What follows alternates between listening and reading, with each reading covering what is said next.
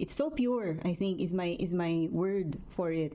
Everything is pure about the story, about Lily, about her life, about her discovery. So there's beauty in purity. So I loved it, super loved it.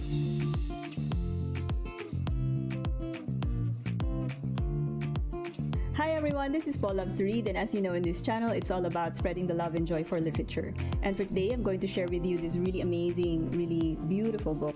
It's called Last Night at the Telegraph Club by Malinda. And I don't know if you could see this. I'm sure later we will do a close-up of the book. The cover is so stunning. The artwork of the cover is just so beautiful. It's stunning. I love it. Super love it. But yeah, it's published in 2021. It's fiction. It's a queer novel, queer book set in the 1950s San Francisco, and I just love it. It's a really very touching, very tender story.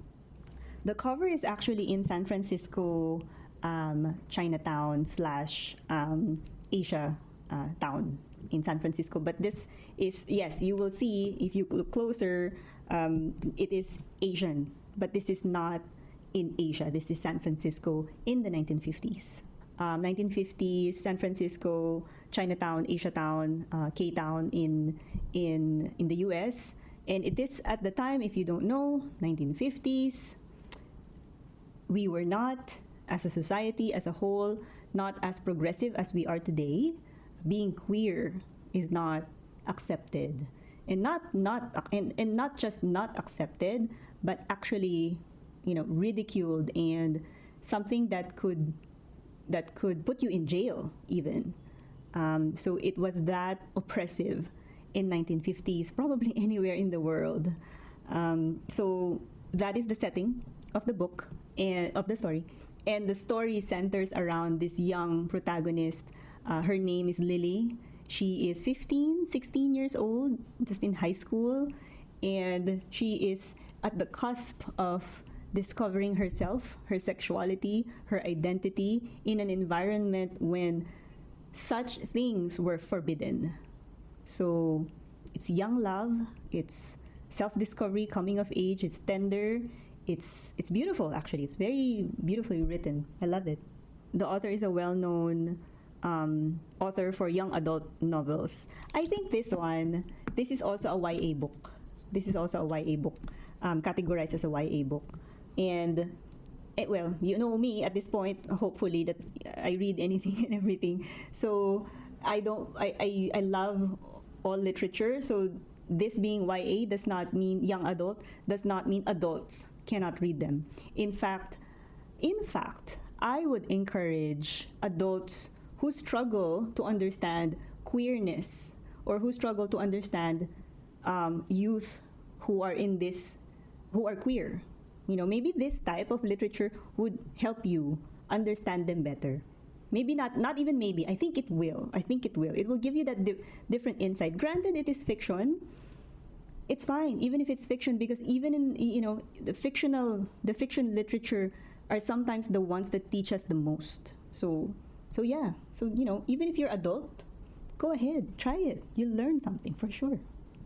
It's a YA, but then adults can read this. And then I thought, what kind of adults would want to read this? Like, would you read it? Would my dad read it? Probably not. But then I can think of adults who have children or who have nephews who are struggling to understand the youth of today. Diba? Who are struggling to understand the queer youth. And I think these types of literature will help you get into their minds somehow, and understand na, they have their own struggles. I have read quite a few queer books, both fiction, non-fiction, but I think this is just in recent memory. This is just my second young adult queer book. The first one, or the other one that I've read na queer book, a young adult category, was way back years ago, and it was heavy. It was heavier. This one is light. This one is uplifting. This one is enlightening. And I particularly like that it was set in the 1950s Asia town in San Francisco, US. Why? The setting and the time the location and the time of the story contributes greatly to the plot line. You cannot dismiss it. It is closely linked. So it has that, element of the current times, right? Wherein, as a young queer, wanting to understand yourself and wanting to just be yourself, but really you cannot, because there are repercussions to it that even the government will or may not approve of. That gives it that certain layer of extra danger, and it just feels different. It feels more serious, diba? If you think about it now, if you compare it in the current times, it's not as comparable because we're more progressive now. Nobody, I hope, is going to jail you for being queer. And if somebody does, you bet that you will have a lot of supporters, right?